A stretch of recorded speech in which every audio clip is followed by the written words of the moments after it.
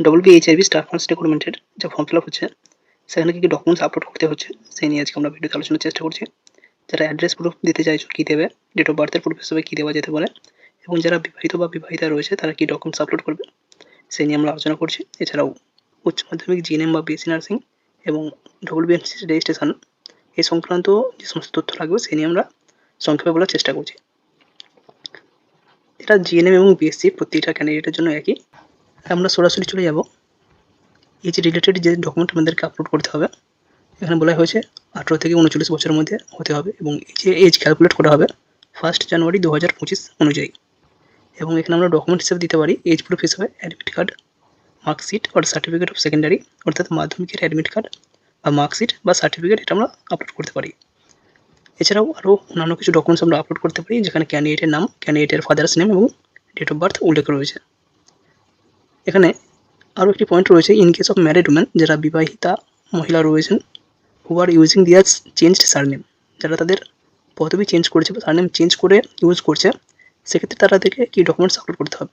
In the application as a result of marriage, যাদের বিবাহের জন্য সারনেম চেঞ্জ হয়েছে, who can not produce documentary evidence in support of changed surname, এবং তারা যদি কোনো ডকুমেন্ট সাবমিট করতে না পারে, যাতে অনেকে যদি রেজিস্ট্রেশন না থাকে, সেক্ষেত্রে কী করতে হবে, the following documents may be uploaded along with proof of DOB, A running PDF, একটা তাদেরকে রানিং পিডিএফ করতে হবে যেখানে তাদের ম্যারেজ রেজিস্ট্রেশন সার্টিফিকেট তার একটা প্রুফ থাকবে।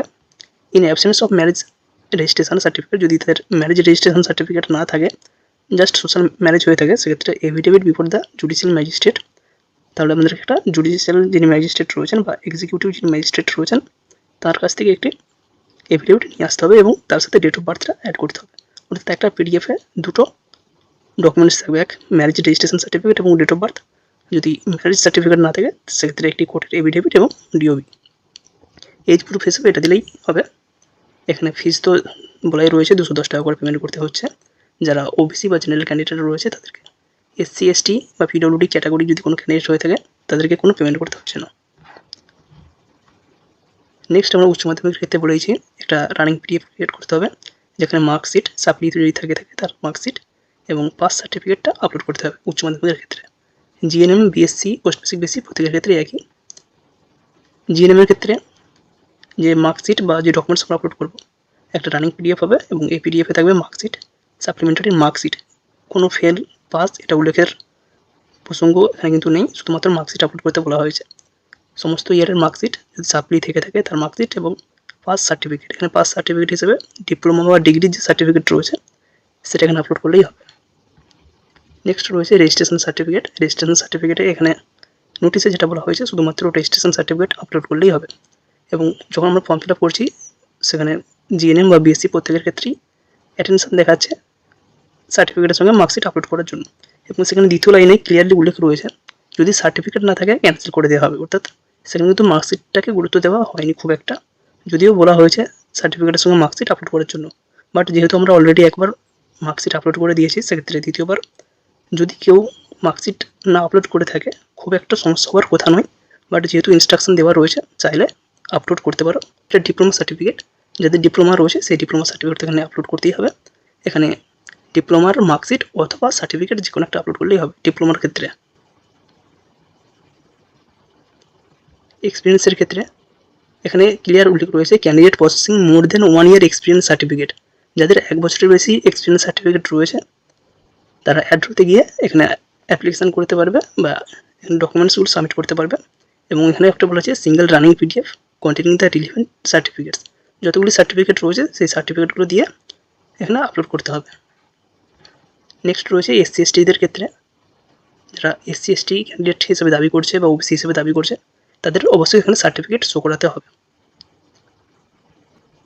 ওবিসি সার্টিফিকেটের ক্ষেত্রে OBC A এবং OBC B রয়েছে এবং এখানে একটি ক্লিয়ার নোটিশ রয়েছে 13/6/2025 অনুযায়ী যে নোটিফিকেশান বা আর্টিকেল পাবলিশড হয়েছিল সেই অনুযায়ী বা সেই লিস্ট ওয়াইজ ক্যান্ডিডেট এখানে অ্যাপ্লিকেশান করতে পারবে। অর্থাৎ নতুন যে ওবিসি লিস্ট রয়েছে সেই লিস্ট ওয়াইজ নতুন সার্টিফিকেট দিয়ে এখানে অ্যাপ্লিকেশান করতে হবে।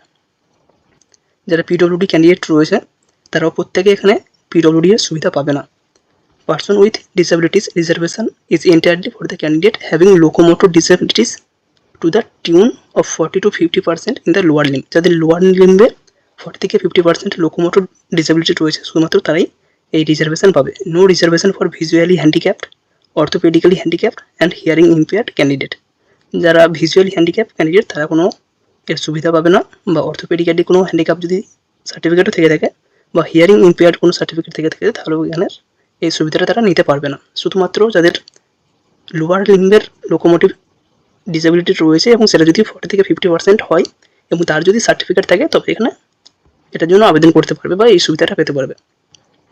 যারা ইডব্লিউএস সার্টিফিকেটের জন্য আবেদন করেছে, যদি সার্টিফিকেট থাকে তবে এখানে আবেদন করতে পারবে এবং সার্টিফিকেটের পরিবর্তে এখানে অ্যানেক্সার ডকুমেন্টের কথা বলা হয়েছে, যেটা অ্যাপ্লিকেশন করার পর সমস্ত কিছু সার্ভে করার পর এটি আপলোড করতে হবে।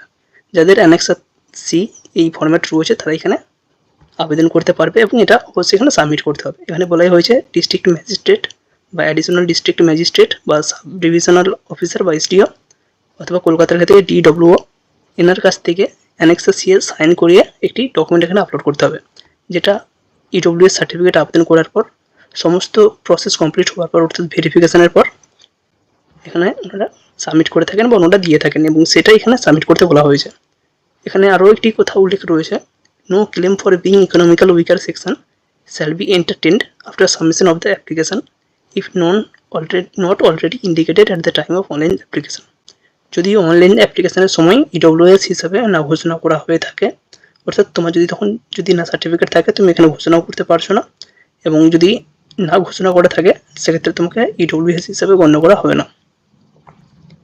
নেক্সট আরও কিছু ইনস্ট্রাকশন রয়েছে, যেটা আমরা সিবিটি নিয়ে আগেই বলেছি। যদি ক্যান্ডিডেট খুব বেশি হয় সেক্ষেত্রে সিবিটি হতে পারে এবং এই সিবিটির নাম্বার একাডেমিকের সঙ্গে যোগ হতে পারে, অথবা ইন্টারভিউয়ের জন্য জাস্ট ক্যান্ডিডেট শর্টিং করার জন্য সিবিটি নেওয়া হতে পারে, সেটা ওনাদের উপর ডিপেন্ড করছে।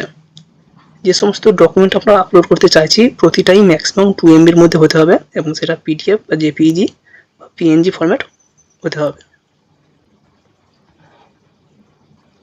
অ্যাড্রেস প্রুফ হিসাবে এখানে আধার কার্ড বা ভোটার কার্ড বা ড্রাইভিং লাইসেন্স বা পাসপোর্ট দেওয়া যেতে পারে। অ্যাড্রেস প্রুফ হিসেবে আবারও বলছি Aadhaar card, voter card, driving licence বা পাসপোর্ট দেওয়া যেতে পারে। যাদের এগুলি নেই তারা ভিডিও বা পঞ্চায়েতের অফিস থেকে প্রেজেন্ট অ্যাড্রেস সার্টিফিকেট নিয়ে আসলেও এখানে আপলোড করতে পারবে।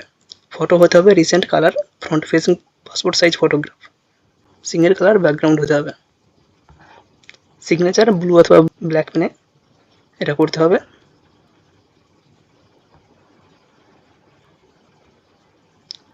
এখানে হলুদ কালারের যেটা আমরা মার্ক করে রেখেছি, candidate after uploading document online may edit any information and upload documents till the last date of submission. যারা ডকুমেন্ট আপলোড করে দিয়েছে এবং যদি কোনো ভুল থেকে থাকে তারা সেটা চেঞ্জ করতে পারবে এবং নতুনভাবে ডকুমেন্ট আপলোড করতে পারবে। Every time A candidate has to log in and go through the all the step till final submission. এবং যখনই কোনো চেঞ্জ করবে আবার প্রতিটা জিনিস দেখে নেবে ঠিকঠাক আছে কিনা। যদি কোনো চেঞ্জ করতে চাও সমস্ত কিছু আবার নতুনভাবে ফিল করতে হবে। খুব সম্ভবত স্টেপ 4 এই জায়গাটা চেঞ্জ করতে পারবে, বাকিগুলো চেঞ্জ করতে পারবে না। আমরা আগে একটি ভিডিও দিয়েছিলাম কীভাবে এডিট করা যায় এবং কোন কোন জায়গাগুলো এডিট করা যাচ্ছে। Edit mode will remain active till final submission. Final submission পর্যন্ত আমরা এখানে এডিট করতে পারবো। যতক্ষণ ফাইনাল সাবমিট করছি ততক্ষণ আমরা এডিট করতে পারবো। ফাইনাল সাবমিটের পর খুব সম্ভবত আর এডিট করা যাবে না। এখানে একটি কথা উল্লেখ রয়েছে, candidate should take particular note that entries in the application submitted to the board must be made correctly against all the items which shall be treated as final, and no alteration, addition, deletion in this regard shall be allowed after final submission of the application. Final সাবমিশনের পর কোনো কিছু change করা যাবে না, এটাই আরও clearly উল্লেখ করা রয়েছে। এবং যদি বোর্ডের মনে হয় অনেক ক্যান্ডিডেটের অনেক কিছু ভুল রয়েছে সেক্ষেত্রে পরবর্তী সময়ে অ্যাপ্লিকেশন পুরো প্রসেস কমপ্লিট হয়ে যাওয়ার পর ওনারা যদি টাইম দেয় সেক্ষেত্রে চেঞ্জ করা গেলেও যেতে পারে, সেটা ওনাদের উপর ডিপেন্ড করছে। এই হচ্ছে আমাদের কয়েকটি ডকুমেন্টস, যে ডকুমেন্টসগুলো লাগবে সেগুলো আমরা এখানে একটি ক্লিয়ার উল্লেখ করলাম। যারা অ্যাপ্লিকেশন করতে এখনো বাকি রয়েছে তারা এইভাবে অ্যাপ্লিকেশন করতে পারো।